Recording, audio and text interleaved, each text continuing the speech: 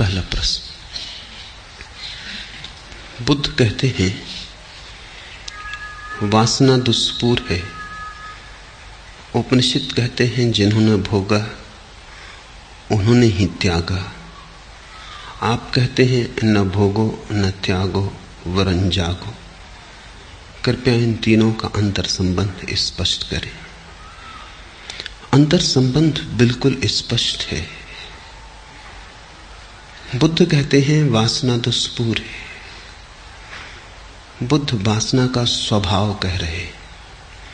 कोई कितना ही भरना चाहे भर न पाएगा। इसलिए नहीं कि भरने की सामर्थ्य कम थी, भरने की सामर्थ्य कितनी ही हो तो भी न भर पाएगा।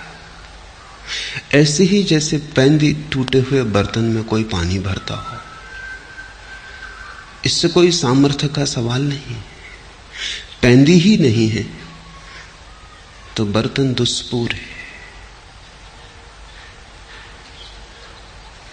न सामर्थ्य का सवाल है, न सुविधा का, न संपन्नता का। गरीब की इच्छाएं भी अधूरी रह जाती हैं, अमीर की भी। दरिद्र की इच्छाएं भी अधूरी रह जाती हैं, सम्राटों की भी। सिकंदर भी उतने ही खाली हाथ मरता है जितना राह का भिखारी। दोनों के हाथ खाली होते क्योंकि वासना दुष्पूर है। बुद्ध सिर्फ वासना का स्वभाव कह रहे हैं। उपनिषद कहते हैं जिन्होंने भोगा उन्होंने ही त्यागा। अब जो भोगेंगे वही वासना का स्वभाव समझ पाएंगे, दूसरे तो समझेंगे भी कैसे।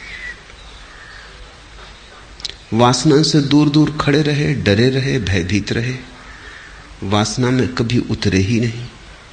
कभी वासना के उस पात्र को गौर से देखा नहीं, हाथ में न लिया जिसमें पैंदी नहीं, तो वासना का स्वभाव कैसे समझोगे। वासना के स्वभाव के लिए वासना में उतरने के अतिरिक्त और कोई उपाय नहीं। जो उतरेगा वही जानेगा। जो दूर खड़ा रहेगा वंचित रह जाएगा। जो दूर खड़ा रहेगा ललचाएगा, उसे पात्र तो दिखाई पड़ेगा, वो जो पैंदी नहीं है वो दिखाई ना पड़ेगी। और दूसरे के पात्रों में उसे ये भ्रांति रहेगी कि कौन जाने भर ही गए हो। सिकंदर तो बाहर से तुम देखोगे तो क्या तुम सोच पाओगे कि इसका पात्र भी खाली है। बड़े महल हैं, बड़ा साम्राज्य है, बड़ा धन वैभव है, बड़ी शक्ति संपदा है। कैसे तुम समझोगे। पात्र पर हीरे जवाहरात जड़े पर पैंदी नहीं। और हीरे जवाहरातों से थोड़ी पानी रुकेगा पात्र में। गरीब का पात्र टूटा फूटा है, 2 कौड़ी का है, एल्युमिनियम का है। सिकंदर का पात्र स्वर्ण का है, हीरे जवाहरात जड़े, पर दोनों का स्वभाव एक सा है, दोनों में पैंदी नहीं। दूर से तो पात्र दिखाई पड़ेगा, पास से ही देखना पड़ेगा, निरीक्षण भर आंख करना पड़ेगा, उतरना पड़ेगा, जीना पड़ेगा। इसलिए उपनिषद कहते हैं तेन त्यक्तेन भुंजीता। जिन्होंने भोगा उन्होंने ही त्यागा। बुद्ध कहते हैं वासना का स्वभाव, उपनिषद कहते हैं वासना को भोगने का परिणाम। जिन्होंने भोगा उन्होंने ही त्यागा। मैं कहता हूं न भोगो न त्यागो वरन जागो, क्योंकि भोगा तो बहुत ने, लेकिन उपनिषद का कोई इक्का दुक्का ऋषि जान पाया तेन त्यक्तेन भुंजीता। भोगा बहुत ने, लेकिन सोए सोए भोगा। सोए सोए भोगोगे तो भी नहीं जान पाओगे। आंख बंद हो तो पात्र को भरते रहोगे, पैंदी का पता ही ना चलेगा। मुल्ला नसरुद्दीन के जीवन में बड़ी प्राचीन घटना। एक युवक उसके पास आया और उस युवक ने कहा बड़े दूर से आया हूं, सुन के खबर, सुगंध की चर्चा सुन के आया हूं। बहुत गुरुओं के पास रहा, कुछ पा न सका। हताश होने के करीब था कि किसी ने तुम्हारी खबर दी है, और पक्का भरोसा लेके आया हूं कि अब हाथ खाली ना जाएंगे। मुल्ला नसरुद्दीन ने कहा, उस संबंध में पीछे बात कर लेंगे। श्रद्धा है, क्योंकि श्रद्धा हो तो ही तुम सत्य को संभाल सकोगे। मेरे पास सत्य है, पर तुम्हारे पास श्रद्धा है? उस खोजी ने कहा, परिपूर्ण श्रद्धा लेके आया हूं, जो कहेंगे स्वीकार करूंगा। नसरुद्दीन ने कहा, अभी तो मैं कुएं पर पानी भरने जाता हूं, मेरे पीछे आओ, और एक ही बात की श्रद्धा रखना कि मैं जो भी करूं शांति से निरीक्षण करना, प्रश्न मत उठाना, इतना होश रखना। उस युवा ने कहा, यह भी कोई परीक्षा हुई? गया पीछे पीछे, ये कौन सी कठिनाई थी इसमें? नसरुद्दीन ने एक पात्र रखा घाट पर कुएं के। युवक थोड़ा हैरान हुआ, क्योंकि उसमें पैंदी न थी। नसरुद्दीन ने दूसरा पात्र कुएं में डाला, पानी भरा, और पैंदी शून्य पात्र में उंडेला। युवक ने कहा, यह आदमी पागल है। सारा पानी बह गया, और नसरुद्दीन ने तो देखा ही नहीं। उसने तो फिर कुएं में पात्र डाल दिया, फिर भरा, 2 बार 3 बार, चौथी बार युवक भूल गया कि यहां चुप रहना है। उसने कहा, रुकिए, ये तो ताजिंदगी ना भरेगा, ये तो हम मर जाएंगे भर भर के, तो भी ना भरेगा, क्योंकि इसमें पैंदी नहीं। नसरुद्दीन ने कहा, बस खत्म हो गया संबंध। कहा था श्रद्धा रखना, चुप रहना। और पैंदी से हमें क्या लेना देना है? मुझे पात्र में पानी भरना है, पैंदी से क्या प्रयोजन? फिर मुझे जब पात्र में पानी भरना है तो मैं उसके ऊपर ध्यान रख रहा हूं कि जब सतह पर पानी आ जाएगा, पैंदी से क्या प्रयोजन? उस युवक ने कहा, या तो आप पागल हो, और या मैंने अपनी बुद्धि गंवा दी। नसरुद्दीन ने कहा, जाओ, दोबारा इस तरफ मत आना, क्योंकि असफल हो गए, चुप न रह सके। अभी तो और बड़े इम्तिहान आने को थे। वो युवक लौट तो गया, लेकिन बड़ा परेशान हुआ, रात भर सो न सका, क्योंकि उसने सोचा कि इतनी सी बात तो किसी मूढ़ को भी दिखाई पड़ जाएगी। जरूर इस आदमी का कोई दूसरा ही प्रयोजन होगा, कोई परीक्षा थी। मुझे चुप खड़े रहना चाहिए था, मैं चूक गया। ये गुरु मिला तो अपने हाथ से चूक गया। मेरा क्या बिगड़ता था? अगर पानी न भरता था तो उसका पात्र था, अगर श्रम व्यर्थ जाता था तो उसका जाता था, मैं तो चुपचाप खड़ा रहता। आखिर कितनी देर ये चलता है? मैंने जल्दी की, मैं चूक गया। वो दूसरे दिन वापस आया, बहुत क्षमा मांगने लगा। नसरुद्दीन ने कहा कि नहीं, जितनी समझदारी तूने मुझे बताई, अगर इतनी ही समझदारी तू अपनी जिंदगी के प्रति बताए तो मेरे पास आने की कोई जरूरत नहीं। जिस पात्र को तू भर रहा है उसमें पैंदी है। उसने कहा, कौन सा पात्र? नसरुद्दीन ने कहा, फिर तू चूक गया। उतना ही इशारा था, तुझे दिखाई पड़ गया कि पात्र में पैंदी ना हो तो भरा नहीं जा सकता।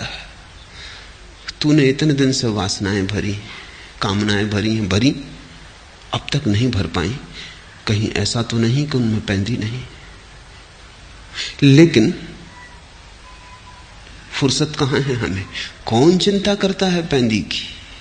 जब भरना है तो हम भरने का विचार करते हैं। नहीं भर पाते तो सोचते हैं दूसरे बाधा डाल रहे हैं।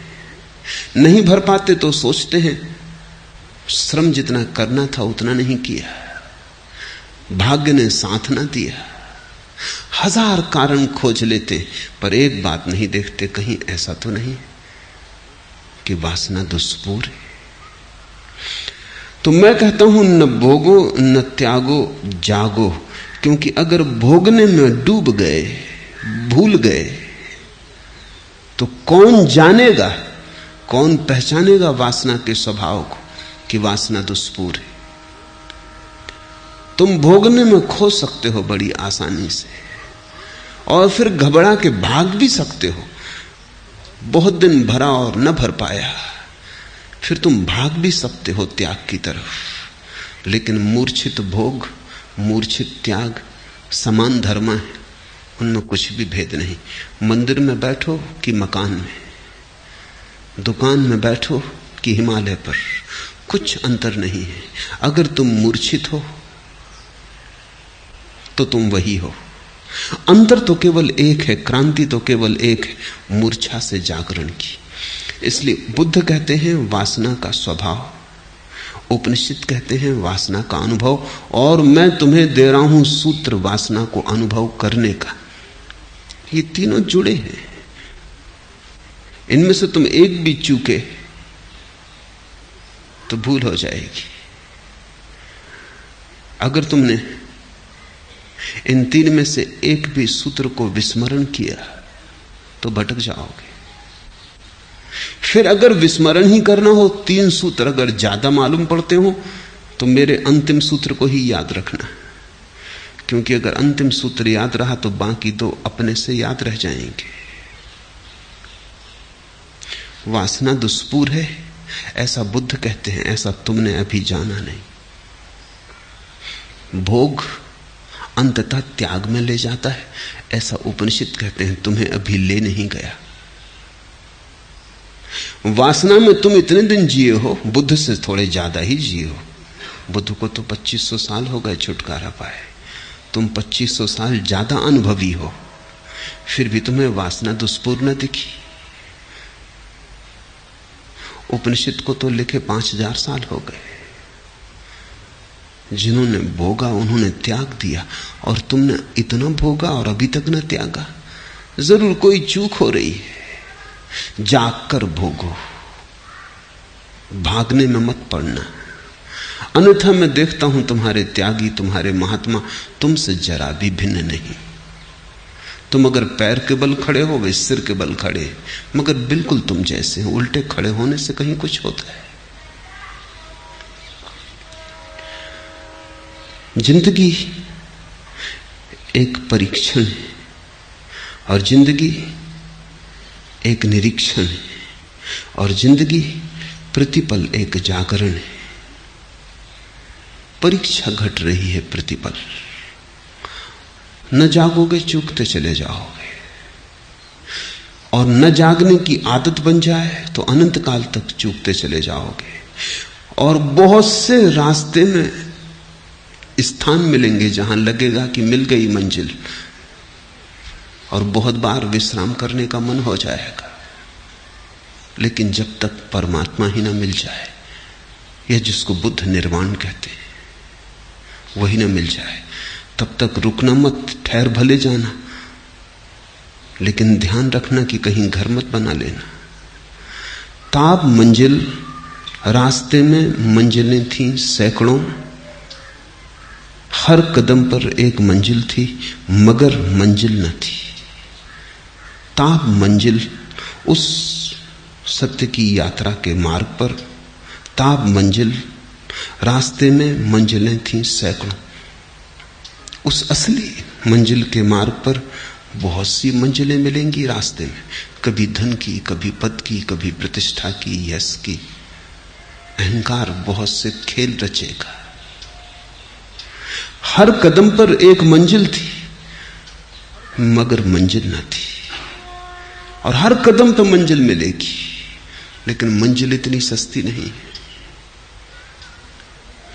अगर बहुत होश रखा तो ही तुम इन मंजिलों से बच के मंजिल तक पहुंच पाओगे। कठिन यात्रा है, दूभर मार्ग है, बड़ी चढ़ाई है। उत्तुंग शिखरों पर जाना है, घाटियों में रहने की आदत है। मूर्छित होना जीवन का स्वभाव हो गया है। होश कितना ही साधो, सधता नहीं। बेहोशी इतनी प्राचीन हो गई है कि तुम होश का भी सपना देखने लगते हो बेहोशी में। जैसे कोई रात नींद में सपना देखे कि जाग गया हूं, सपना देखता है कि जाग गया, मगर ये जागना भी सपने में ही देखता है। ऐसे ही बहुत बार तुम्हें लगेगा होश आ गया, लेकिन होश रखना। ताब मंजिल, रास्ते में मंजिलें थीं सैकड़ों, हर कदम पर एक मंजिल थी, मगर मंजिल न थी।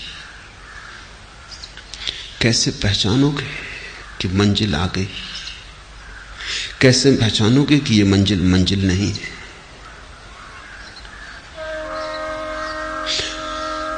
एक कसौटी ख्याल रखना, अगर ऐसा लगे कि जो सामने अनुभव में आ रहा है वो तुमसे अलग है, तो समझना कि अभी असली मंजिल नहीं आई। प्रकाश दिखाई पड़े, अभी मंजिल नहीं आई। कुंडलनी जाग जाए, अभी मंजिल नहीं आई। ये भी अनुभव है, ये भी शरीर के ही अनुभव है, मन के अनुभव है। परमात्मा सामने दिखाई पड़ने लगे, याद रखना मंजिल नहीं आई, क्योंकि परमात्मा तो देखने वाले में छिपा है, कभी दिखाई नहीं पड़ेगा। जो दिखाई पड़ेगा वो तुम्हारा सपना है। इसको तुम सूत्र समझो, जो दिखाई पड़े, अनुभव में आए, वो सपना। जिस दिन कुछ दिखाई ना पड़े, कुछ अनुभव में ना आए, केवल तुम्हारा चैतन्य रह जाए, देखने वाला बचे, दृश्य खो जाए, दृष्टा बचे, दृश्य खो जाए, कुछ दिखाई ना पड़े, बस तुम रह जाओ, ना कुछ तुम्हारे चारों तरफ। इसको बुद्ध ने निर्वाण कहा है। शुद्ध चैतन्य रह जाए, दर्पण रह जाए, प्रतिबिंब कोई ना बने, तब तुम भोग के बाहर गए। अन्यथा सभी अनुभव भोग हैं। कोई किसी पत्नी को भोग रहा है, कोई कृष्ण बांसुरी बजा रहे हैं, उनके दृश्य को भोग रहा है। सब भोग है। जहां तक दूसरा है वहां तक भोग है। जब तुम बिल्कुल ही अकेले बचो, शुद्धतम कैवल्य रह जाए, होश मात्र बचे। किसका होश? ऐसा नहीं, चैतन्य मात्र बचे। किसकी चेतना? ऐसा नहीं। कुछ जानने को ना हो, कुछ देखने को ना हो, कुछ अनुभव करने को ना हो, उस घड़ी आ गई मंजिल। और ये तीन सूत्र बहुमूल्य हैं। बुद्ध कहते वासना दुष्पूर है, स्वभाव की ओर इंगित करते। उपनिषद कहते जिन्होंने भोगा उन्होंने त्यागा, परिणाम की ओर इंगित करते। मैं कहता हूं न भोगो न त्यागो, जागो। मैं विधि देता हूं कि कैसे तुम जानोगे कि बुद्ध ने जो कहा सही है, कैसे तुम जानोगे कि उपनिषद ने जो कहा सत्य है। तुम जानोगे तभी उपनिषद सच होंगे, तुम जानोगे तभी बुद्ध सच होंगे। तुम्हारे जानने के अतिरिक्त ना तो बुद्ध सच है ना उपनिषद सच है। तुम्हारा बोध ही प्रमाण होगा बुद्ध की सच्चाई का। इसलिए बुद्ध ने कहा है, किसी ने पूछा कि हम कैसे तुम्हारा सम्मान करें, हम कैसे कृतज्ञता ज्ञापन करें, इतना दिया है। बुद्ध ने कहा है, मैंने जो कहा है तुम उसके प्रमाण हो जाओ, मैंने जो कहा है तुम उसके गवाह हो जाओ, बस मेरा सम्मान हो गया। और कुछ धन्यवाद की जरूरत नहीं है। जिस दिन भी तुम बुद्ध के गवाह हो जाओगे, जिस दिन तुम प्रमाण हो जाओगे कि उपनिषद जो कहते हैं सही है, उसी दिन तुमने उपनिषद को जाना, उसी दिन तुमने बुद्ध को पहचाना। फर्क बहुत ज्यादा नहीं है बुद्ध में और तुम में, उपनिषद में और तुम में फर्क बहुत ज्यादा नहीं है। ऐसे बहुत ज्यादा मालूम होता है, ऐसे जरा भी ज्यादा नहीं है। फर्क बड़ा थोड़ा है। तुम सोए हो, बुद्ध जागे है। तुम आंख बंद किए हो, बुद्ध ने आंखें खोल ली।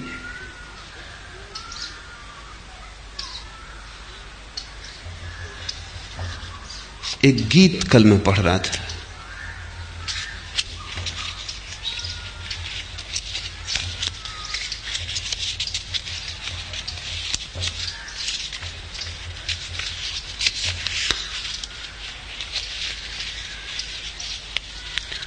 लो हम बताएं गुंजा और गुल में है फर्क क्या, कली और फूल में फर्क क्या है। लो हम बताएं गुंजाओ गुल में है फर्क क्या, एक बात है कही हुई एक बेकही हुई। बस इतना ही फर्क है। एक बात है कही हुई एक बेकही हुई। बुद्ध फूल है, तुम कली हो। उपनिषद खिल गए, तुम खिलने को हो। जरा सा फर्क है, ऐसे बहुत बड़ा फर्क भी है, क्योंकि उतने ही फर्क पर तो सारा जीवन रूपांतरित हो जाता है। कली बस कली है, सिकुड़ी और बंद। मुरझा भी सकती है, जरूरी नहीं है कि फूल बने, बन भी सकती है, चूक भी सकती है। और कली में कोई गंध थोड़ी है। गंध तो तभी आती है फूल में जब खिलता है, जब गंध बिखरती है, हवाएं ले जाती हैं उसके संदेश को दूर दूर। अभी तुम बंद कली हो, गंध को संभाले हो अभी, और जब तक बटेगी ना गंध तब तक तुम आनंदित ना हो सकोगे। जब तक तुम लुटा ना दोगे दोनों हाथों से, उलीच ना दोगे अपनी गंध को जिसे तुम लिए चल रहे हो। मेरे देखे मनुष्य की पीड़ा यही है। पीड़ा तुम जिसे कहते हो वो पीड़ा नहीं है। कभी तुम कहते हो पैर में कांटा लग गया, सिर में दर्द है, नौकरी नहीं मिली, पत्नी मर गई, ये असली पीड़ाएं नहीं। पत्नी न मरे, पैर में कांटा न लगे, सिर में दर्द न हो तो भी पीड़ा रहे। पीड़ा एक है, और वो पीड़ा यह है कि जो तुम लेके आए हो वो लुटा नहीं पाए अब तक। जो तुम संभाले चल रहे हो उसे बांट नहीं पाए। तुम एक ऐसे मेघ हो जो बरसना चाहता है और बरस नहीं पाता। तुम एक फूल हो जो खिलना चाहता है और खिल नहीं पाता। तुम एक ज्योति हो जो जलना चाहती है और जल नहीं पाती। यही पीड़ा है। कांटे का लग जाना, सिर का दर्द, पत्नी का मर जाना, पति का न होना बहाने हैं। इन बहानों की खूंटियों पर तुम असली पीड़ा को ढांक के अपने को धोखा दे लेते हो। थोड़ा सोचो, कोई पीड़ा न रहे जिसको तुम पीड़ा कहते हो, क्या तुम आनंदित हो जाओगे? इतना क्या काफी होगा कि सिर में दर्द ना हो आनंदित होने के लिए? क्या इतना काफी होगा कि कांटा ना लगे? क्या इतना काफी होगा कि कोई बीमारी ना आए? क्या इतना काफी होगा कि भोजन, वस्त्र, रहने की सुविधा हो जाए? क्या इतना काफी होगा कि परिजन मरे ना? विज्ञान इसी चेष्टा में लगा है, क्योंकि विज्ञान ने सामान्य आदमी की पीड़ा को ही असली पीड़ा समझ लिया है। इससे कोई भेद ना पड़ेगा। वस्तुतः स्थिति उल्टी है। जब तुम्हारी सामान्य पीड़ाएं सब मिटा दी जाएंगी तभी तुम्हें पहली दफा पता चलेगा उस महत पीड़ा का, असली पीड़ा का। क्योंकि तब बहाने भी ना रह जाएंगे। तुम कहोगे सिर में दर्द भी नहीं, पैर में कांटा भी नहीं, पत्नी भी जिंदा है, मकान भी है, वस्त्र भी है, भोजन भी है, सब है। सब है और कुछ खोया है। सब है और कहीं कुछ रिक्त और खाली है। इसलिए अमीर आदमी पहली दफा पीड़ित होता है। गरीब की पीड़ा तो हजार बहानों में छिप जाती। वो कहता है मकान होता तो सब ठीक हो जाता। मकान नहीं, वर्षा में छप्पर में छेद है, पानी गिर रहा है। छप्पर ठीक होता तो सब ठीक हो जाता। उसे पता नहीं कि ठीक छप्पर बहुतों के, कुछ भी ठीक नहीं हुआ है।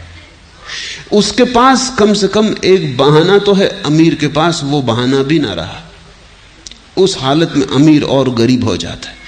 उसके पास बहाना तक करने को नहीं है कि वो किसी चीज पर अपनी पीड़ा को टांग दे और कह दे कि इसके कारण पीड़ा है। अकारण पीड़ा है। उस अकारण पीड़ा से ही धर्म का जन्म है। पीड़ा क्या है? पीड़ा ऐसी है जैसे कोई स्त्री गर्भवती हो, 9 महीने पूरे हो गए हों और बच्चा पैदा ना होता हो।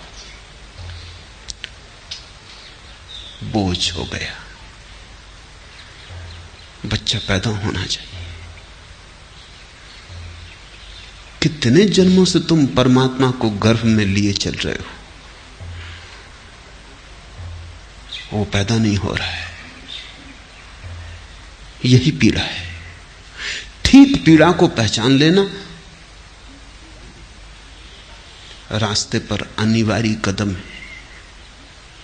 जब तक तुम गलत चीजों को पीड़ा समझते रहोगे और उनको ठीक करने में लगे रहोगे, तभी तक तुम संसारी हो। जिस दिन तुम्हें ठीक पीड़ा समझ में आ जाएगी कि ये रही पीड़ा, हाथ पड़ जाएगा पीड़ा पर, तब तुम पाओगे कि पीड़ा यही है। लो हम बताएं गुंज और गुल में है फर्क क्या, एक बात है कही हुई एक बेकही हुई। जब तक तुम जिस गीत को अपने भीतर लिए चल रहे हो सदियों सदियों से, जन्मों जन्मों से, वो गीत गाया ना जा सके, जिस नाच को तुम अपने पैरों में संभाले चल रहे हो, जब तक वो नाच घूंघर बांध के नाच ना उठे, तब तक तुम पीड़ित रहोगे।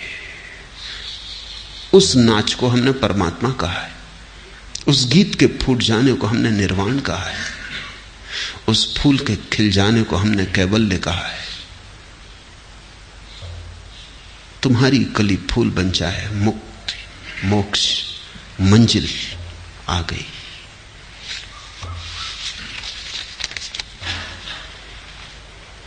दूसरा प्रश्न, बुद्ध विचार विश्लेषण और बुद्धि को अपने धर्म का प्रारंभ बिंदु बनाते हैं तथा श्रद्धा आस्था और विश्वास की मांग नहीं करते, फिर दीक्षा क्यों देते, शिष्य क्यों बनाते, बुद्ध धम्म और संघ के शरण त्रय से साधना की शुरुआत क्यों करवाते।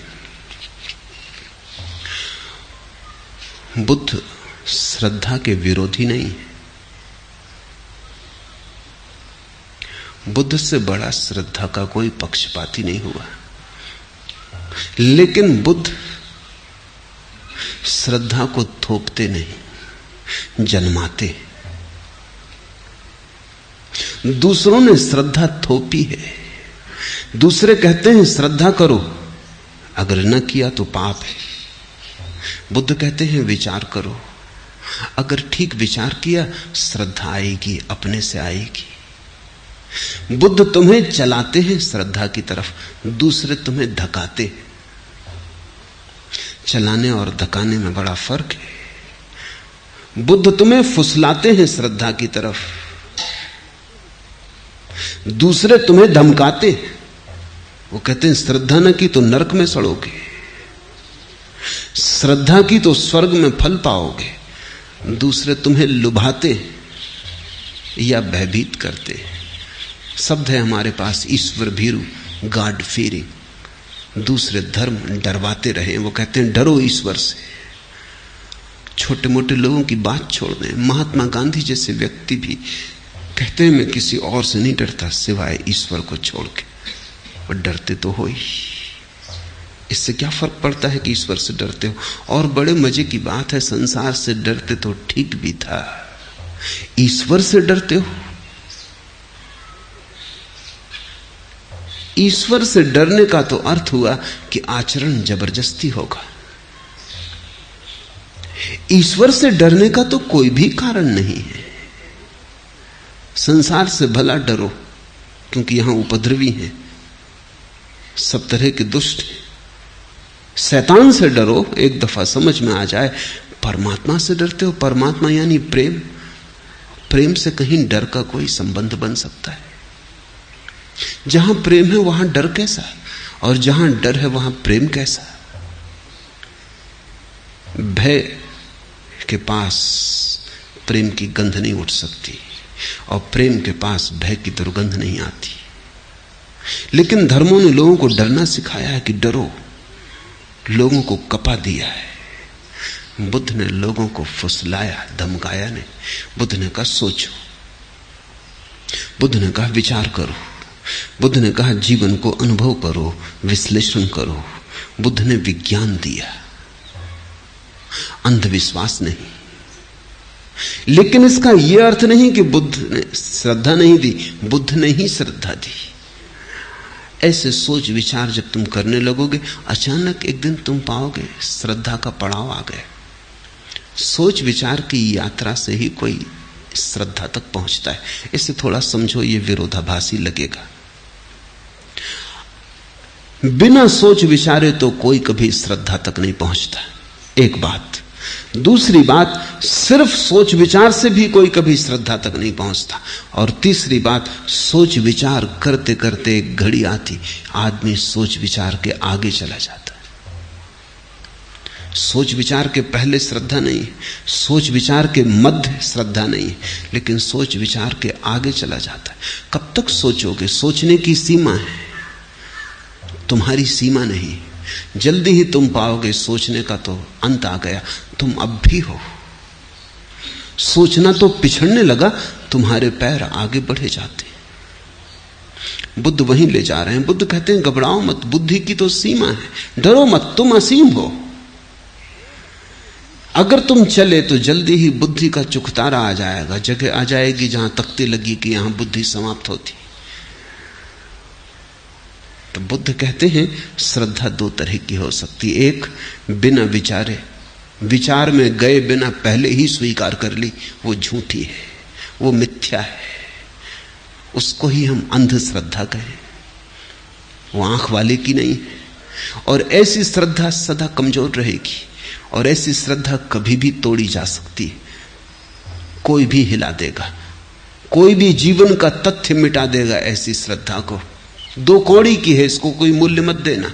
और इस श्रद्धा से तुम मुक्त ना होगे, इस श्रद्धा से तुम बंध जाओगे, ये जंजीर की तरह तुम्हें घेर लेगी। जिसको तुमने अपने अनुभव से नहीं पाया, उसे तुम अपनी संपदा मत समझना। ये अविचार की श्रद्धा है।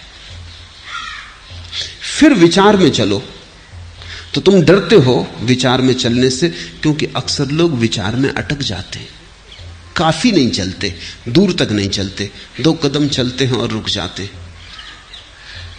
राह के किनारे झोपड़ा बना लेते हैं, वहीं ठहर जाते हैं, मंजिल तक नहीं पहुंचते। ये सब नास्तिक हो जाते। इन नास्तिकों के कारण कुछ डर के चलते ही नहीं। बुद्ध कहते हैं जिनको तुम आस्तिक कहते हो वो झूठे आस्तिक, और जिनको तुम नास्तिक कहते हो वो झूठे नास्तिक।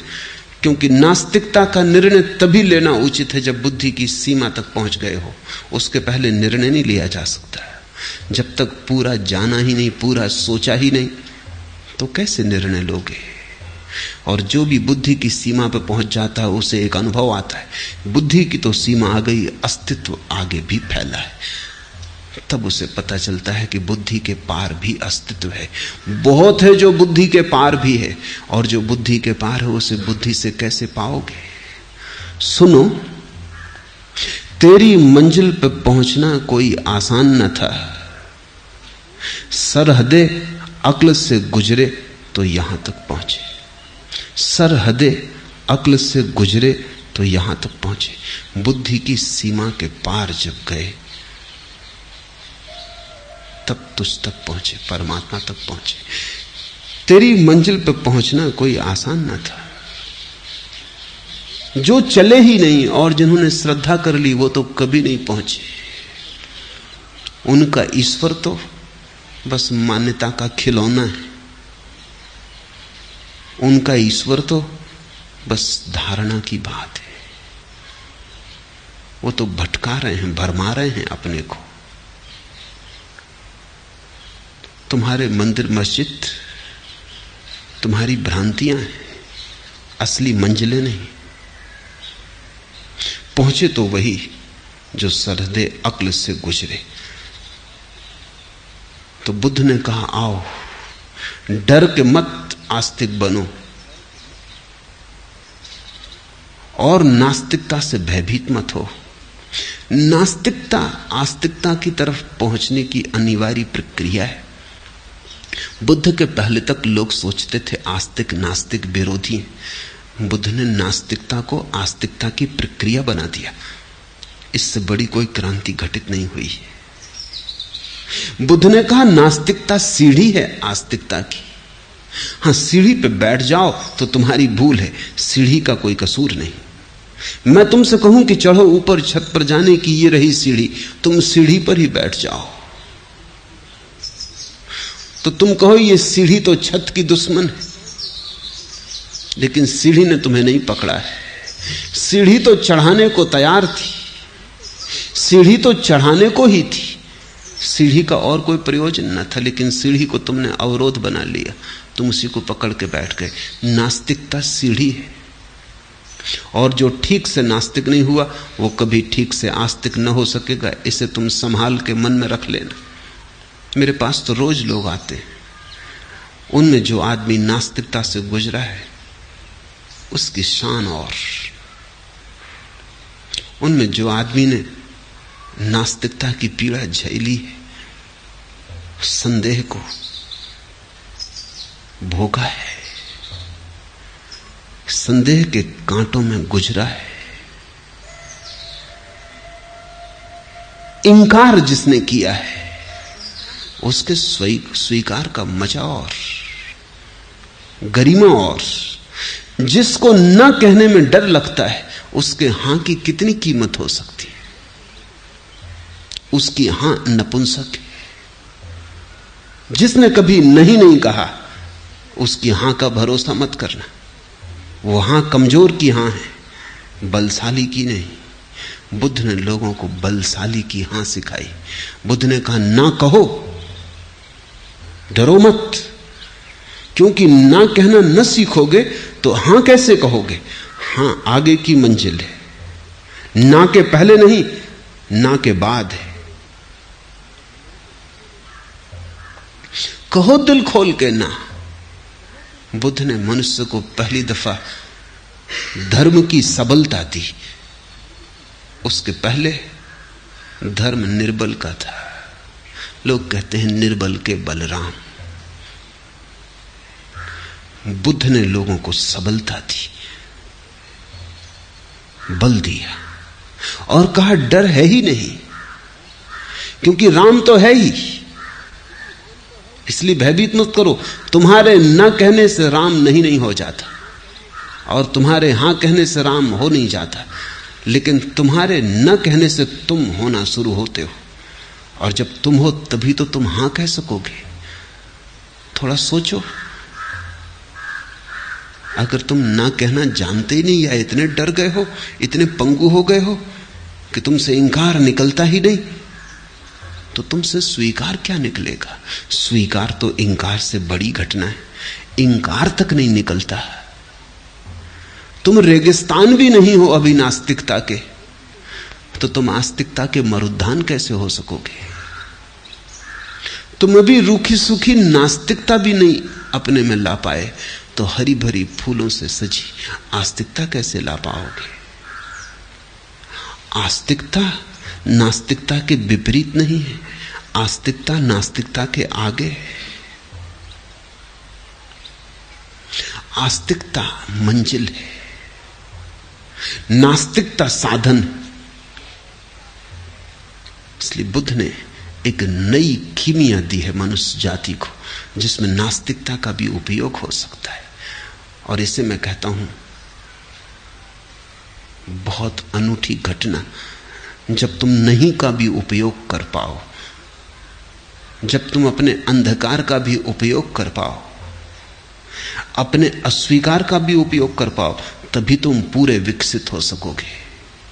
जब तुम्हारा अंधकार भी प्रकाश की तरफ जाने का साधन हो जाए, जब तुम अपने अंधकार को भी रूपांतरित कर लो, वो भी प्रकाश का ईंधन बन जाए, जब तुम अपने इंकार को भी अपनी स्वीकार की सेवा में रत कर दो, वो दास हो जाए, तुम्हारी नास्तिकता आस्तिकता के पैर दबाए, तभी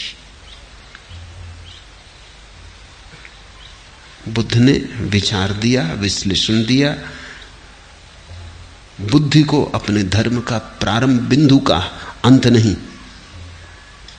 इसलिए तुम घबराओ मत कि बुद्ध दीक्षा क्यों देते, घबराओ मत कि बुद्ध शिष्य क्यों बनाते, घबराओ मत कि बुद्ध धर्म संघ और बुद्ध की शरण आने का निमंत्रण क्यों देते हैं। लेकिन यह निमंत्रण वो उन्हीं को देते हैं जो नास्तिकता से पार हो गए। ये हर किसी को नहीं देते। हर किसी को तो वो विचार देते हैं, विश्लेषण देते हैं। फिर जो विचार और विश्लेषण करते हैं और जो अपने अनुभव से भी बुद्ध के गवाह हो जाते हैं और कहते हैं ठीक कहते हो तुम, सोच के भी हमने यही पाया कि सोचना व्यर्थ है। शास्त्रों में झांक के देखा कि शास्त्र बेकार है। ठीक कहते हो तुम कि धर्म परंपरा नहीं विद्रोह है, हमने भी सोचकर देख लिया। लेकिन अब सोचना भी समाप्त होता है। अब आगे, अब तुम हमें आगे भी ले चलो। तब बुद्ध शिष्यत्व देते, तब दीक्षा देते।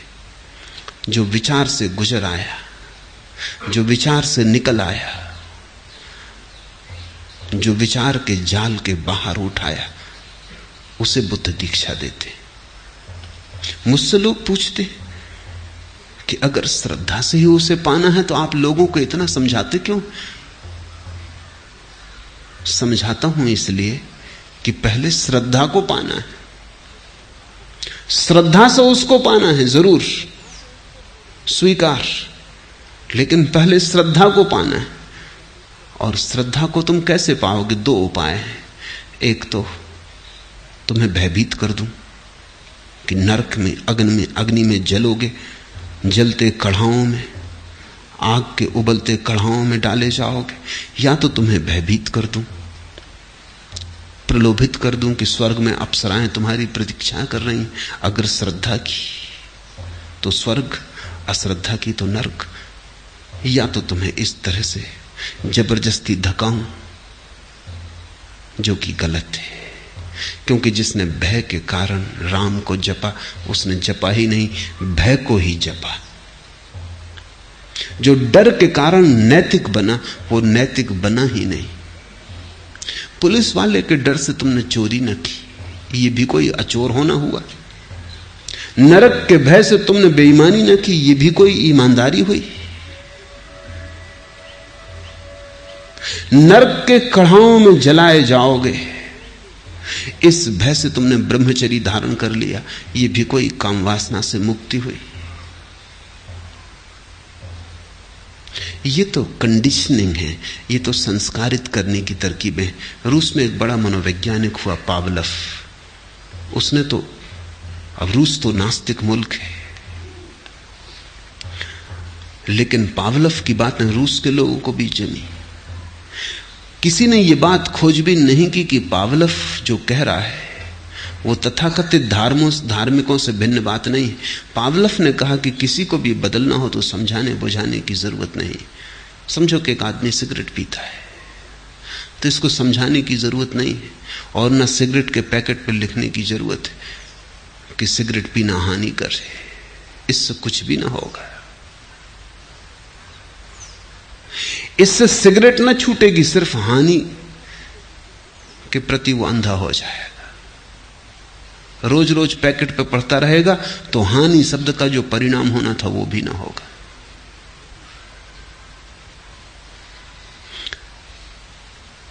अगर इसको बदलना है तो पावलव ने कहा कि जब ये सिगरेट पिए, इसको बिजली का शाक दो। शाक इतना तेजी से लगे कि सिगरेट के पीने में जो रस आता है उससे ज्यादा पीड़ा शाक की हो। रस कुछ आता भी नहीं, से धुआं बाहर भीतर आने में, लाने ले जाने में रस आ भी कैसे सकता है? भ्रांति है। असली बिजली का शाक भ्रांति को तोड़ देगा।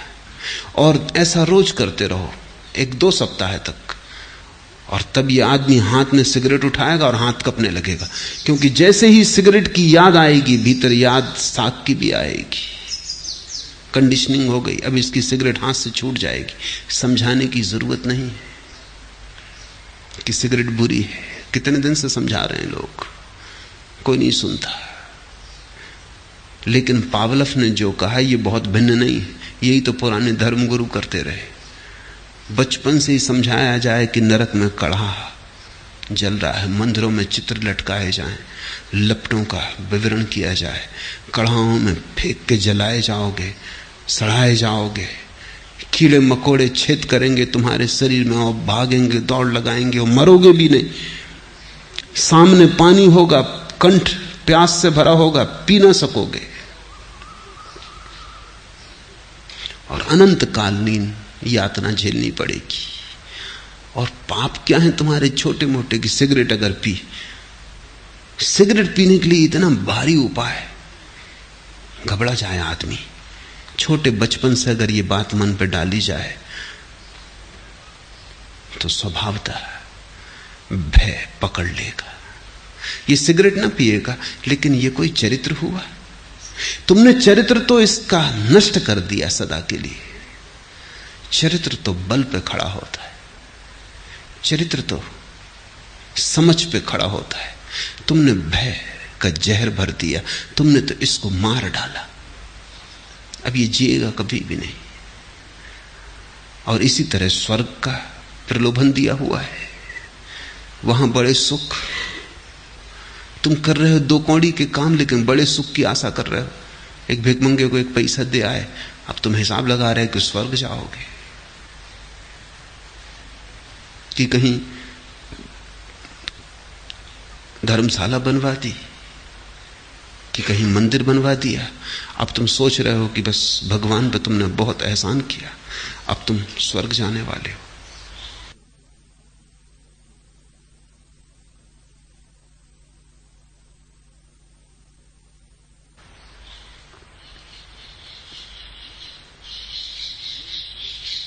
मैंने सुना है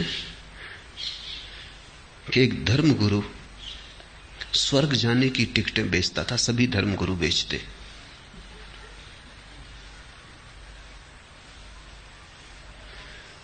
स्वभावतः कुछ अमीर खरीदते तो प्रथम श्रेणी की देता, कोई गरीब खरीदते 2य श्रेणी की, 3य श्रेणी भी थी, और जनता 4थी श्रेणी भी थी। सभी लोगों के लिए इंसान स्वर्ग में होना भी चाहिए। तरह तरह के लोग हैं, तरह तरह की सुविधाएं होनी चाहिए।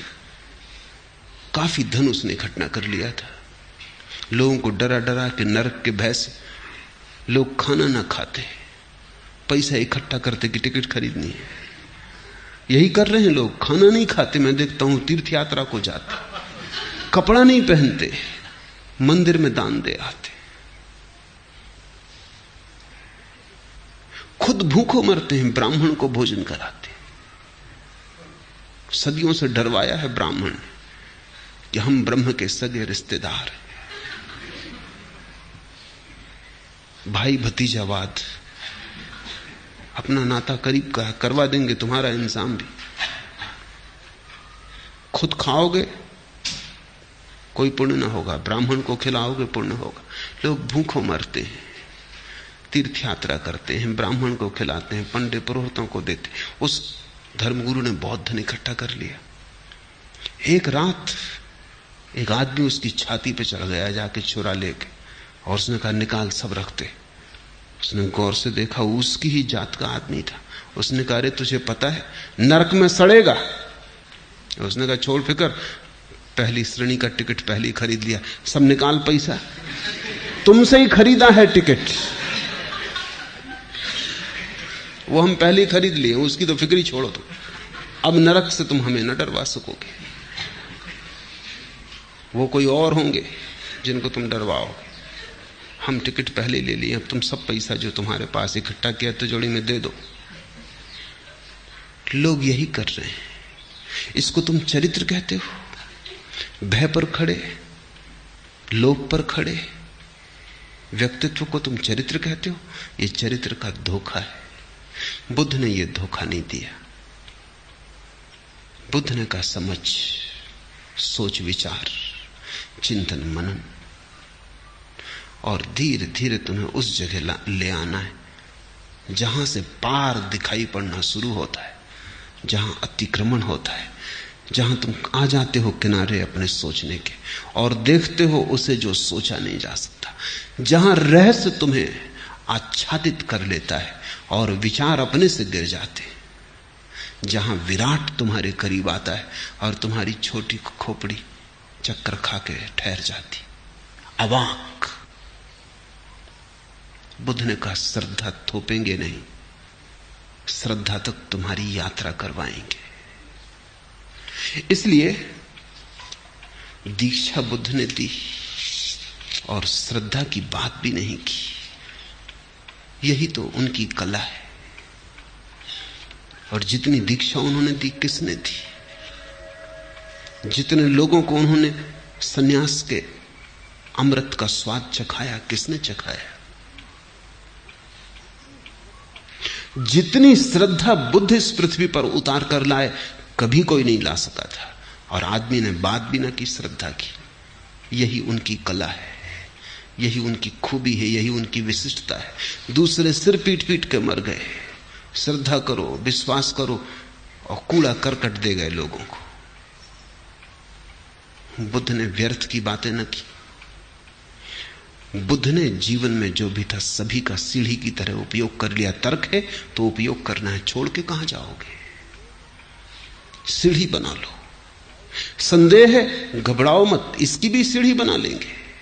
डर क्या है? इस पे भी चढ़ जाएंगे। तर्क के कंधे पे खड़े होंगे, संदेह के सिर पे खड़े होंगे और पार देखेंगे। और जब पार का दिखाई पड़ता है तो श्रद्धा उतरती है। श्रद्धा उस पार के अनुभव का अनुसंग है, उसकी छाया है। जैसे गाड़ी के बैलों के पीछे चाक चले आते, जिससे तुम भागते हो, तुम्हारे पीछे तुम्हारी छाया भागती चली आती। जिसको दिखाई पड़ गया विराट, एक झलक भी मिल गई उसकी, जरा सी देर को हटे बादल और सूरज दिखाई पड़ गया। एक झलक ही सही, अंधेरी रात में चमकी बिजली, एक झलक दिखाई पड़ गई कि राह है, और दूर खड़े मंजिल के कलश झलक गए। बस श्रद्धा उत्पन्न हुई। इस श्रद्धा की महिमा, और इस श्रद्धा को तुम अपनी श्रद्धा मत समझना। इस श्रद्धा को तुम अपनी कमजोर नपुंसक धारणाएं मत समझना। ये श्रद्धा अर्जित करनी होती है। बुद्ध ने कहा कोई व्यक्ति पैदा होते से श्रद्धा लेके नहीं आता, संदेह ही लेके आता है। हर बच्चा संदेह लेके आता है। इसलिए तो बच्चे इतने प्रश्न पूछते हैं जितने बूढ़े भी नहीं पूछते। बच्चा हर चीज से प्रश्न बना लेता है। स्वाभाविक है, पूछना ही पड़ेगा, क्योंकि पूछ पूछ के ही तो वहां पहुंचेंगे जहां अनुभव होगा। और सब पूछना गिर जाता, सब जिज्ञासा गिर जाती। मुझसे लोग कहते हैं आप क्यों इतना समझाते हैं जब श्रद्धा से पहुंचना है? समझाता हूं ताकि श्रद्धा तक पहुंचना हो जाए। फिर तो तुम खुद ही चल लोगे। श्रद्धा काफी है, फिर मेरी जरूरत ना होगी। श्रद्धा तक तुम्हें फुसला के ले आऊं, फिर तो मार्ग सुगम है। फिर तो तुम खुद ही चल लोगे। फिर तो तुम्हारी श्रद्धा ही खींच लेगी। फिर तो श्रद्धा का चुंबक काफी है।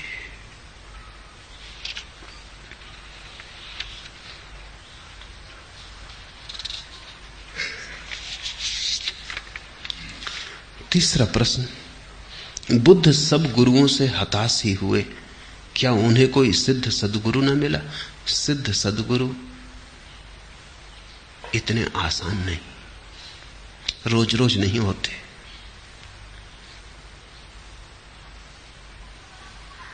जगह जगह नहीं मिलते।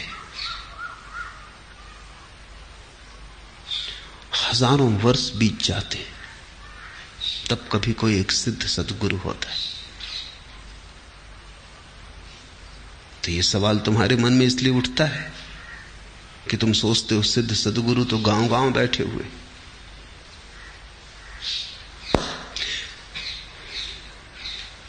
सद्गुरु बन के बैठ जाना एक बात है, बाजार में दुकान खोल के बैठ जाना एक बात है, और ये मामला कुछ ऐसा है परमात्मा का,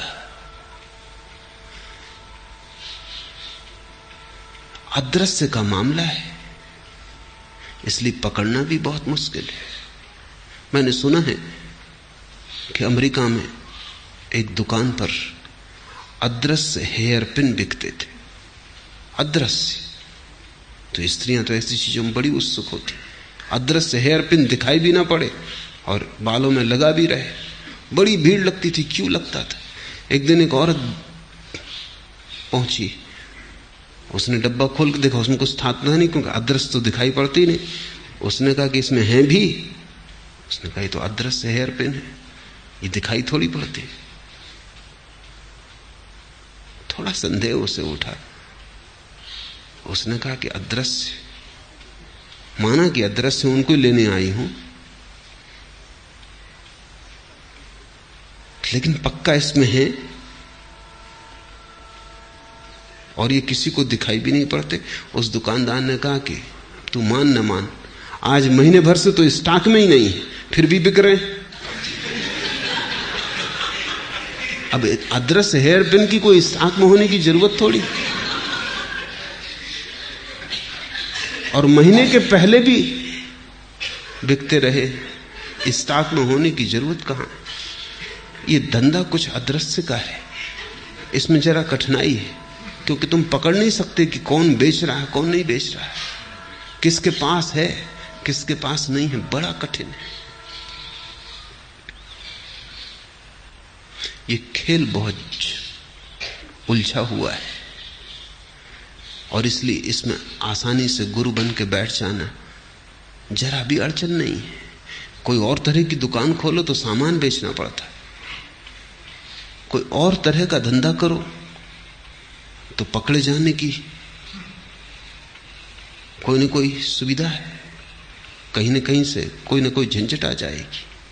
कितना ही धोखा दो, कितना ही कुशलता से दो, पकड़ जाओगे। लेकिन परमात्मा बेचो, कौन पकड़ेगा, कैसे पकड़ेगा? सदियां बीत जाती हैं, बिना स्टॉक के बिकता है। तो तुम इससे परेशान मत हो कि बुद्ध इतने गुरुओं के पास गए और सदगुरु न मिले। ये स्वामी योग चिन्मय का प्रश्न। चिन्मय को यही ख्याल है कि ऐसे सदगुरु हर कहीं बैठे, जहां गए वहीं सदगुरु मिल जाएंगे। बहुत कठिन है। सौभाग्य है कि कभी कोई सदगुरु के पास पहुंच जाए। कैसे पहचानोगे? एक ही उपाय है पहचानने का, और वो ये है कि जो गुरु कहता हो, वो सदगुरु है या नहीं इसकी फिक्र छोड़ो, जो वो कहता हो उसे करना। अगर सदगुरु है तो जो उसने कहा है उसे करने से तुम्हारे भीतर कुछ होना शुरू हो जाए। अगर सदगुरु नहीं है तो उसके भीतर ही नहीं हुआ है, तुम्हारे भीतर कैसे हो जाएगा? लेकिन सदगुरु तो कभी कभी होते, पर सदगुरु की तलाश तो सदा होती, इसलिए झूठों को बैठने का अवसर मिल जाता है। और चूंकि तुम कभी करते ही नहीं कुछ, तुम सिर्फ सुनते हो, इसलिए तुम्हें धोखा दिया जा सकता है। तुम कुछ करोगे तो ही तुम्हें धोखा नहीं दिया जा सकता। मेरी ऐसी समझ है कि चूंकि तुम धोखा देना चाहते हो, इसलिए तुम्हें धोखा दिया जा सकता है। तुम कुछ करना तो चाहते नहीं, तुम चाहते हो कि कोई कृपा से हो जाए किसी की। मेरे पास लोग आते हैं, वो कहते हैं कि जब आपके पास आ गए तब क्या ध्यान करना, आपकी कृपा से। वो मुझे को धोखा दे रहे हैं, वो मुझे को तरकीब बता रहे हैं कि अब आपके पास आ गए तो क्या ध्यान करना, ये और करें, हम तो श्रद्धा करते। इतनी भी श्रद्धा नहीं है कि मैं जो कहूं वो करे, और श्रद्धा करते, क्योंकि मुझ पे तुम्हारी श्रद्धा और कैसे प्रकट होगी? जो मैं कहता हूं वो करो। तो तुम करते नहीं हो, इसलिए झूठे गुरु भी चलते जाते हैं। तुम करो तो तुम्हारा करना ही प्रमाण हो जाएगा। उस आदमी को बार बार दिखाई पड़ने लगेगा कि कुछ भी नहीं हो रहा है, किसी को कुछ भी नहीं हो रहा है, और लोग जाने लगे, अपने आप बाजार उजड़ जाएगा। बुद्ध ने यही किया। वो गए तो, लेकिन जिसके पास भी गए, जो भी उसने कहा वही किया। कुछ ने तो ऐसी मूढ़तापूर्ण बातें कही उनसे, वो भी उन्होंने की कि कहने वालों को भी दया आने लगी कि ये हम क्या करवा रहे हैं। किसी ने कहा कि बस एक चावल का दाना रोज, इतनी भोजन लेना। मूढ़तापूर्ण बातें, लेकिन बुद्ध ने वो भी किया। कहते हैं उनकी हड्डियां हड्डियां निकल आई, उनका पेट पीठ से लग गया, चमड़ी ऐसी हो गई कि छुओ तो उखड़ जाए शरीर से। तब उस गुरु को भी दया आने लगी, कितनी धोखेबाज रहा हो, ये जरा अति से हो गई। उसने हाथ जोड़े, उसने कहा कि तुम कहीं और जाओ, जो मैं जानता था मैंने बता दिया, इससे ज्यादा मुझे कुछ पता नहीं है। ऐसे बुद्ध की निष्ठा ने ही, उनकी अपनी निष्ठा ने ही कसौटी का काम किया। भटकते रहे, सबको जांच लिया, कहीं कुछ पाया नहीं, तब अकेले की यात्रा पर गए। और ये भी सोच लेने जैसा है कि तुम अक्सर चूंकि करना नहीं चाहते इसलिए जल्दी मानना चाहते हो। तुम्हारी मानने की जल्दी भी करने से बचने की तरकीब है। जीवन में प्रत्येक चीज अर्जित करनी होती है। श्रद्धा भी इतनी आसान नहीं है कि तुमने कर ली और हो गई। संघर्ष करना होगा, तपाना पड़ेगा, स्वयं को जलाना पड़ेगा। धीरे धीरे निखरेगा तुम्हारा कुंदन, गुजरेगा आंख से स्वर्ण, शुद्ध होगा। तभी तुम्हारे भीतर श्रद्धा का आविर्भाव होगा। और सद्गुरु गली कूचे नहीं बैठे हुए, कभी हजारों वर्ष में एक सिद्ध सद्गुरु होता है। सदियां बीत जाती खोजियों को खोजते खोजते।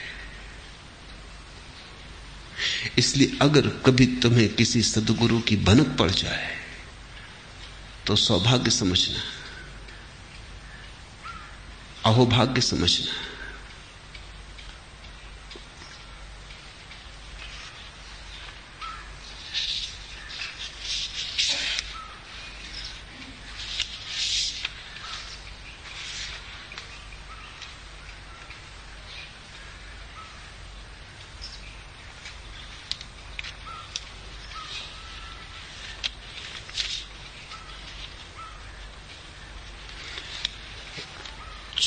पांचवा प्रश्न, भगवान बुद्ध ने अवैर के स्थान पर प्रेम शब्द का व्यवहार क्यों नहीं किया?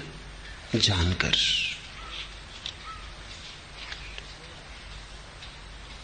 अवैर नकारात्मक है, अहिंसा जैसा।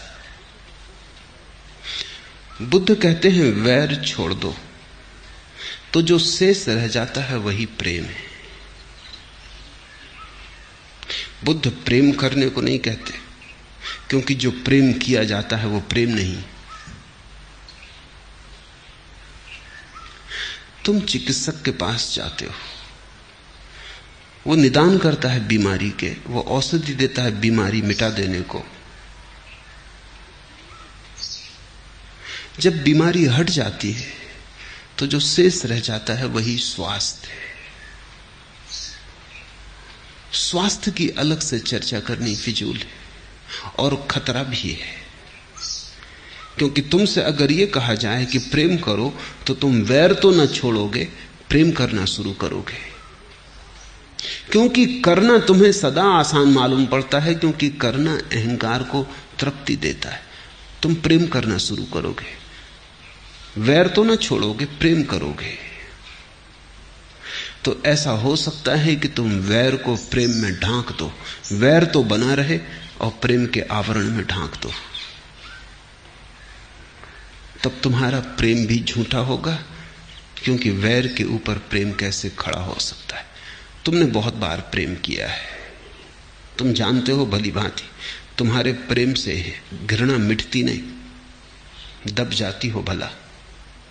राख में दब जाता हो, अंगारा मिटता नहीं। तुम प्रेम भी करते हो उसी को, घृणा भी करते हो उसी को।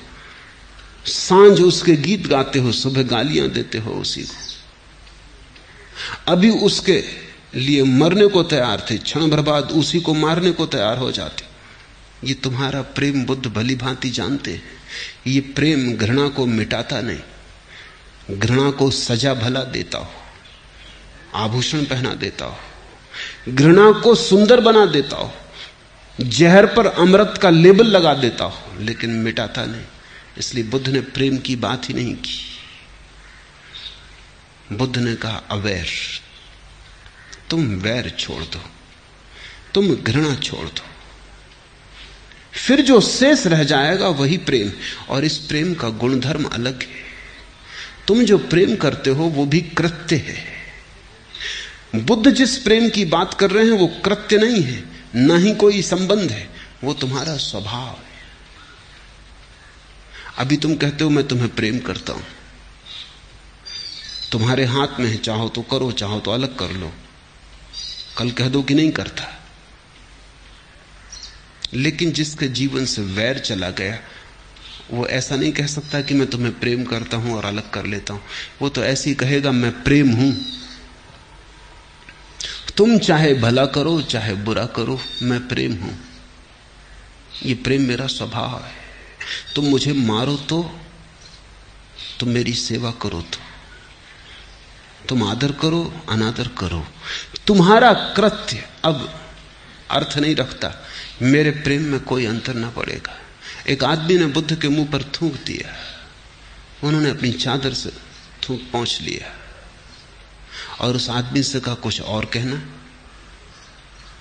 क्योंकि बुद्ध ने कहा ये भी तेरा कुछ कहना है, वो मैं समझ गया, कुछ और कहना।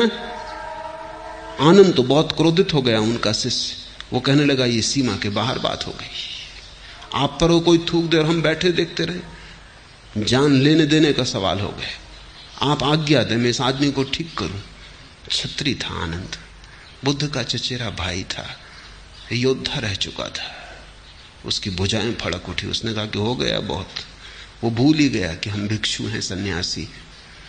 बुद्ध ने कहा कि उसने जो किया वो क्षम्य, तू जो कर रहा है वो और भी खतरनाक है।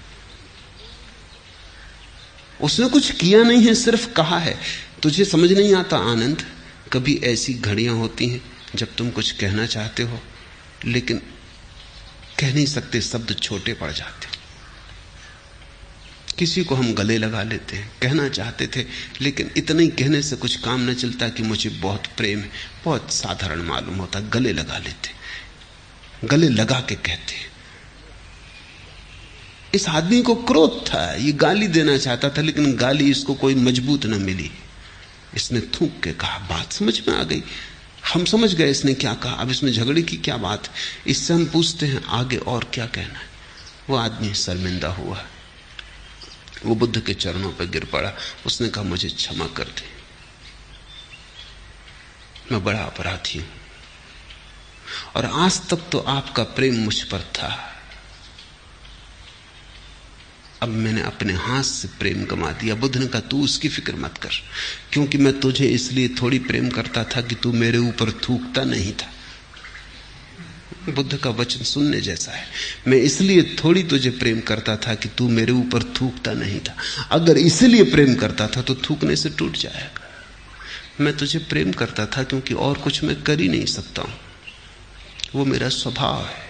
तू थूकता है कि नहीं थूकता है ये तेरी तू जान। तू मेरे प्रेम को लेता है या नहीं लेता है ये भी तेरी तू जान। लेकिन मुझसे प्रेम वैसे ही है जैसे कि फूल खिलता है और गंध पिघल जाती। अब दुश्मन पास से गुजरता है तो उसके नासापुटों को भी भर देती, वो खुद ही रूमाल लगा ले बात अलग। मित्र निकलता है उसके नासापुटों को भी भर देती। मित्र थोड़ी देर ठहर जाए फूल के पास और उसके आनंद में भागीदार हो जाए बात अलग। कोई न निकले रास्ते से तो भी गंध गिरती रहती है सूने एकांत में। तो बुद्ध ने कहा मेरा प्रेम स्वभाव है, इसको समझ लो। जिसे तुम प्रेम कहते हो वो स्वभाव नहीं है, वो तुम्हारा कृत्य है, वो तुम्हारी एक चित्त दशा है, स्वभाव नहीं। तो इसलिए जिसे तुम सुबह प्रेम करते हो शाम को उसे घृणा कर सकते हो, कोई अंतर नहीं पड़ता है, क्योंकि चित्त बदल जाता है, मूड बदल जाता है, भाव बदल जाता है। बुद्ध ने नहीं कहा कि प्रेम करो, क्योंकि तुम प्रेम शब्द से गलत समझते, तुम जिसे प्रेम कहते हो वही समझते। बुद्ध ने कहा अवैर, कृपा करो इतना ही वैर मत करो, फिर जो रहेगा वो प्रेम है, और उस प्रेम की गंध और उस प्रेम का गीत और।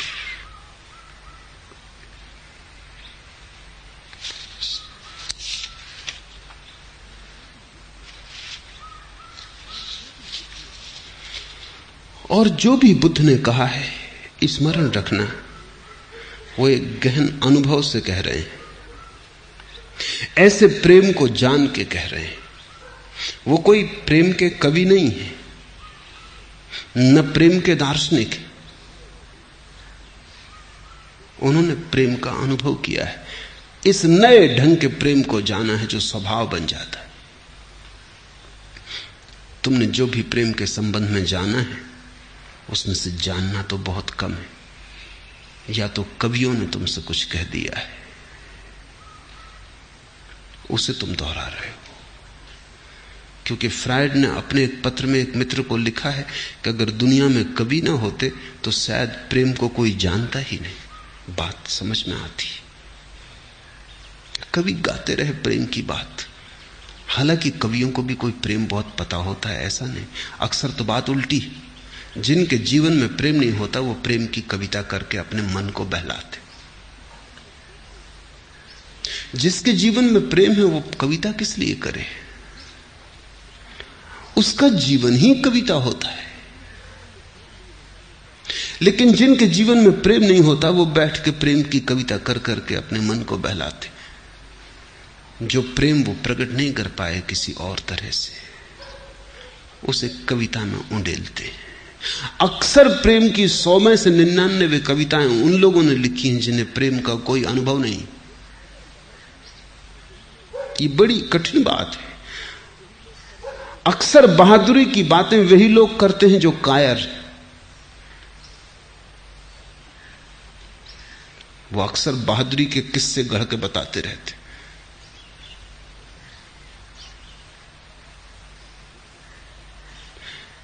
बहादुर को क्या बहादुरी की बात करनी है, बहादुरी काफी है।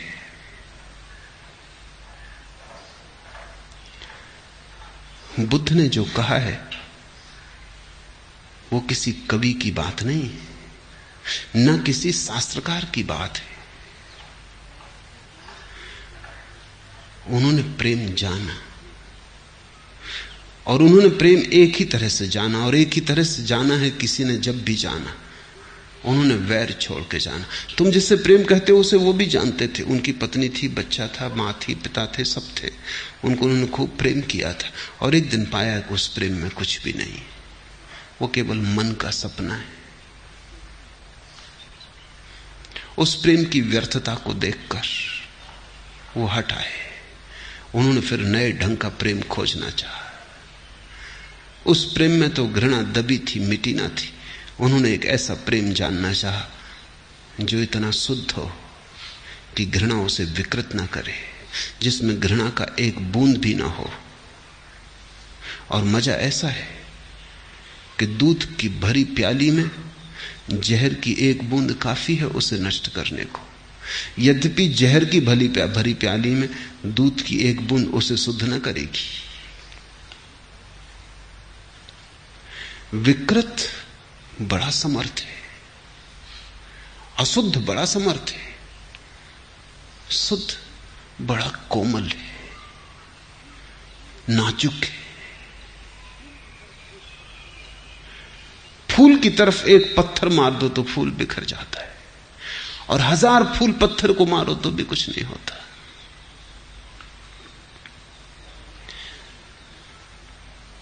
बुद्ध खोज में निकले उस प्रेम की जो अविकृत है, अनकरप्टेड, कुंवारा है।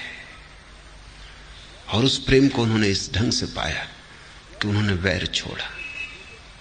वैर रहते तुम प्रेम को साधोगे, तुम्हारा वैर उस प्रेम को विकृत कर देगा, जहरीला कर देगा। पहले वैर को हटा दो। और मजा यह है कि वैर के हटाते ही प्रेम साधना नहीं पड़ता।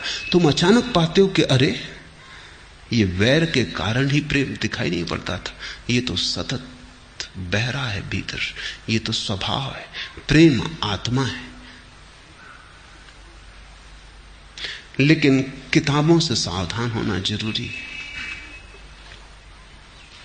किताबों से पढ़ पढ़ के मत प्रेम को समझने की कोशिश करना।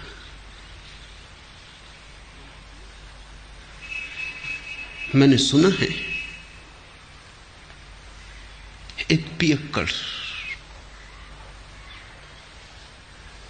को एक धर्म गुरु समझा रहा था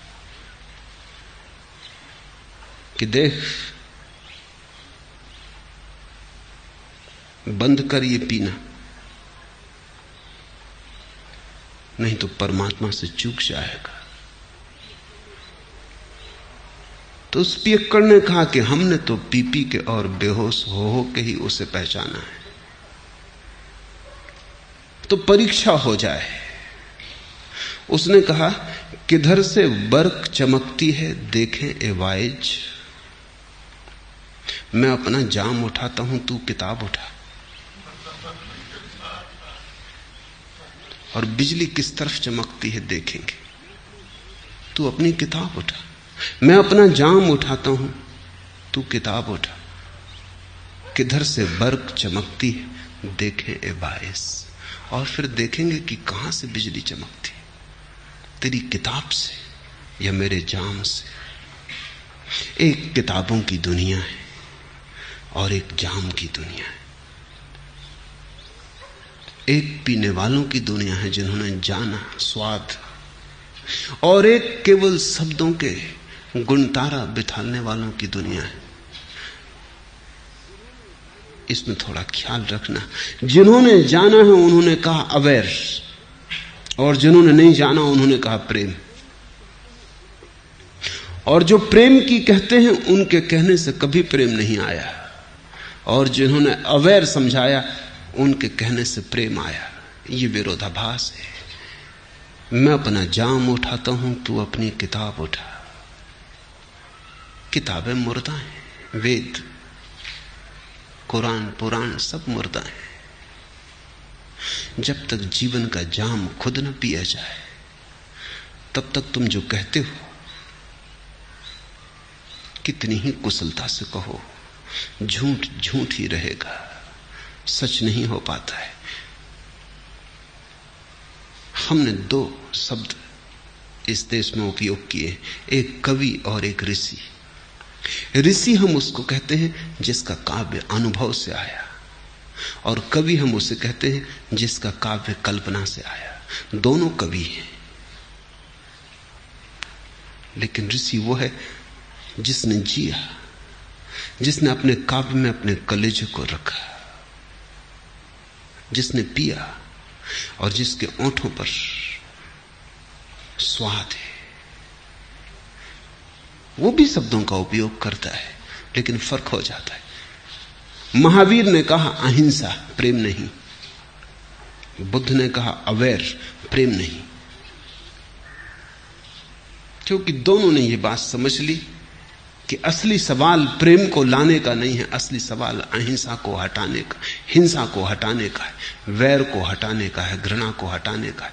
घृणा है रोग, हटते ही प्रेम का स्वास्थ्य अपने आप उपलब्ध हो जाता है। बदलियां घिर गई हैं, आकाश थोड़ी लाना है, सिर्फ बदलियां हटा देनी। आकाश तो मौजूद ही है, आकाश तो तुम हो। इसलिए अब और प्रेम क्या लाना है, तुम प्रेम हो। थोड़े घृणा के बादल हट जाएं बस।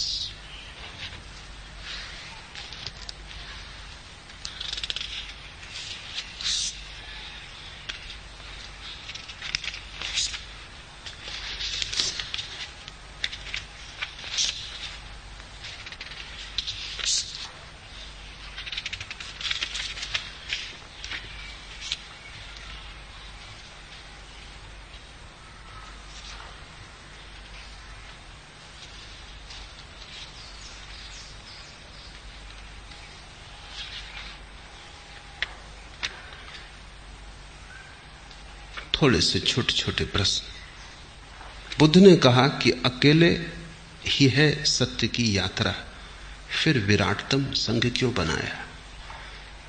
ताकि बहुत से लोग एक साथ अकेले अकेले की यात्रा पे जा सके।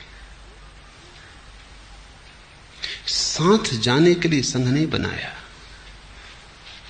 साथ तो कोई जा ही नहीं सकता समाधि में, अकेले अकेले ही जाना होता है। यात्रा का अंत तो सदा अकेले पर होता है, लेकिन प्रारंभ में अगर साथ हो तो बड़ा ढाढ़स, बड़ा साहस मिल जाता। तुम अकेले ध्यान करो तो भरोसा नहीं आता कि कुछ होगा। तुम्हें अपने पे भरोसा खो गया है। तुम 1000 आदमियों के साथ ध्यान करो, तुम्हें अपने पे तो भरोसा नहीं है। ये 9,999 लोगों की भीड़ पे तुम्हें भरोसा आ जाता। इनमें से भी प्रत्येक की यही हालत है। इनको अपने पे भरोसा नहीं है। हो भी क्या अपने पे भरोसा? जिंदगी भर की कुल कमाई कूड़ा करकट है, कुछ अनुभव तो आया नहीं। इनकी आस्था ही खो गई कि हमें और शांति मिल सकती, असंभव। इन्हें अगर आनंद मिल भी जाए तो ये सोचेंगे कि ये कोई कल्पना हुई या किसी ने कोई जादू कर दिया। मुझे और आनंद नहीं, ये हो नहीं सकता। सभी की यही हालत है। लेकिन 10,000 लोग जब साथ खड़े होते हैं तो 9,999 तुम्हें बल देते हैं कि जिस तरफ इतने लोग जा रहे हैं वहां कुछ होगा। ये बल प्राथमिक धक्का बन जाता है। इससे गति शुरू हो जाती। एक बार गति शुरू हो गई फिर तो तुम्हें अपने ही अनुभव से भरोसा आने लगता है। धीरे धीरे साथ की कोई जरूरत नहीं रह जाती, तुम अकेले हो जाते हो। अकेले होने के लिए भी साथ की जरूरत है। तुम इतने कमजोर हो गए हो, तुमने इतना अपने स्वभाव को भुला दिया है कि तुम्हें अपने पर ही भरोसा लाने के लिए भीड़ की जरूरत हो जाती। बुद्ध ने संघ बनाया ताकि लोग अकेले की अंतर यात्रा पर एक दूसरे के सहारे प्राथमिक चरण उठा सके।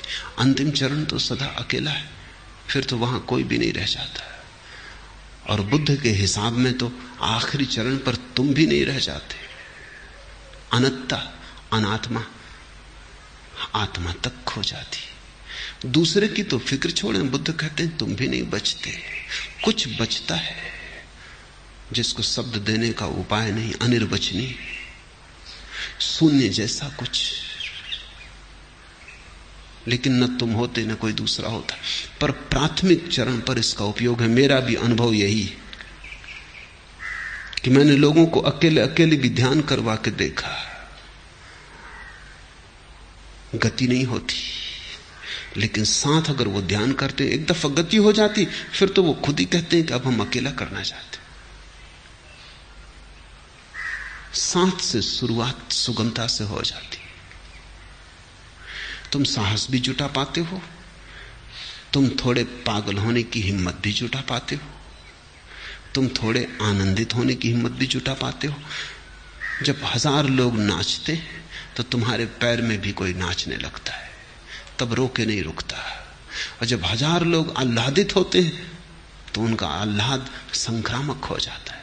बीमारी ही संक्रामक नहीं होती, स्वास्थ्य भी संक्रामक होता है। और जब 10 लोग उदास बैठे हो तो उनके बीच तुम भी उदास हो जाते हो। और जब 10 लोग हंसते हैं तो उनके बीच तुम भी हंसने लगते हो। बुद्ध को यह समझ में आ गया। बुद्ध ने पहला संघ बनाया क्योंकि उन्हें एक बात समझ में आ गई कि आदमी इतना कमजोर हो गया है कि अकेला जा ना सकेगा। यात्रा अकेले की है पर अकेला जा ना सकेगा। संग साथ हिम्मत पड़ जाएगी। आखिरी प्रश्न, हमें आपके शब्दों में कोई श्रद्धा नहीं बैठती और आपके सारे शब्द झूठ प्रतीत होते हैं, फिर भी यहां से चले जाने का मन क्यों नहीं होता है? ये पूछा है आनंद सरस्वती ने। शब्द ही मेरे ऐसे हैं कि श्रद्धा बैठ ना सकेगी, क्योंकि मैं उस दुनिया की बात नहीं कर रहा हूं जिसकी पर तुम्हें श्रद्धा है और जिस पर श्रद्धा तुम्हें आसानी से बैठ जाए। मैं जो कह रहा हूं वो तुम्हारे सिर के ऊपर से निकल जाता है। तुम्हें जरा अपने सिर को ऊंचा करना पड़ेगा। 2 ही उपाय हैं, या तो मैं जो कह रहा हूं उसे नीचा करूं, तब मैं व्यर्थ हो जाऊंगा, उसका कोई सार ना रहेगा। दूसरा उपाय है कि तुम जरा अपना सिर ऊपर करो, तुम जरा ऊपर उठो। हर आदमी ऐसा सोचता है मन में कि जैसे श्रद्धा तो उसके पास है ही, बिठाना भर है। श्रद्धा तुम्हारे पास है नहीं, अभी होती तो बैठ जाती। जिनके पास है बैठ गई है, जिनके पास श्रद्धा ही नहीं है बैठेगी कैसे? तुम्हारी हालत ऐसी है कि मैंने सुना कि मुल्ला नसरुद्दीन आंख के डॉक्टर के पास गया और उसने कहा कि आंख बड़ी कमजोर है। तो डॉक्टर ने कहा कि कोई फिक्र ना करो, पढ़ो सामने तख्ती पर इबारत खड़ी लिखी है। उसने कहा कुछ दिखाई नहीं पड़ता, बिल्कुल कुछ दिखाई नहीं पड़ता। तो उसने कहा आंख बहुत कमजोर है, चश्मा लग जाएगा, सब ठीक हो जाएगा। नसरुद्दीन ने कहा तो फिर मैं पढ़ सकूंगा? उसने कहा बिल्कुल पढ़ सकोगे। नसरुद्दीन ने कहा धन्यवाद, क्योंकि मैं पढ़ा लिखा नहीं हूं। अब चश्मा लगाने से थोड़ी तुम पढ़े लिखे हो जाओगे। मुझे सुन सुन के थोड़ी श्रद्धा बैठ जाएगी, श्रद्धा होनी भी तो चाहिए। तो पहले तो तुम में मैं श्रद्धा पैदा करने की कोशिश कर रहा हूं। श्रद्धा पैदा नहीं होती, घबराओ मत, जल्दी भी कोई नहीं। झूठी श्रद्धा मत करना, पहली बात। जब तक न हो करना मत, प्रतीक्षा करना, जल्दबाजी मत करना, क्योंकि जिसने झूठी कर ली वो सच्ची श्रद्धा से सदा के लिए वंचित रह जाएगा। संदेह करो, हर्ज क्या है? अभी संदेह है तो संदेह ही करो, कुछ तो करो। श्रद्धा नहीं सही, संदेह सही। संदेह से ही धीरे धीरे श्रद्धा की तरफ उठोगे। संदेह करते करते जब तुम पाओगे कि संदेह थकता है और गिरता है, मैं जो कह रहा हूं तुम उसे संदेह से काट ना सकोगे। मैं जो कह रहा हूं वो तुम्हारे संदेह को काट देगा। होने दो संघर्ष, जल्दी कुछ नहीं है। और तुम कहते हो कि आपके सारे शब्द झूठ प्रतीत होते हैं, ठीक ही है, बात होंगे ही, क्योंकि तुम जहां खड़े हो वहां तुमने झूठ को सच मान रखा है। इसलिए जब तुम सच को पहली बार सुनोगे वो झूठ मालूम होगा।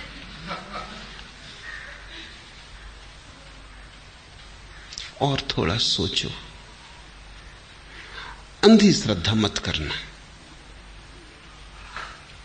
सच्ची अश्रद्धा भी बेहतर है झूठी श्रद्धा से। ईमानदार रहना, प्रामाणिक रहना।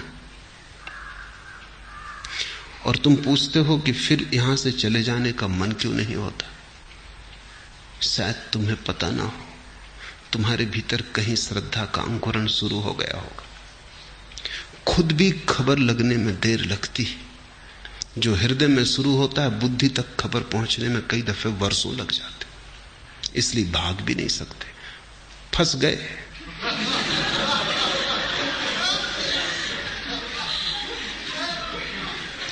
अब जाने का उपाय भी नहीं, और अभी श्रद्धा भी नहीं हुई है और भागना मुश्किल हो गया है। तो थोड़ा सोचो, जब श्रद्धा हो जाएगी तब कैसी गति होगी।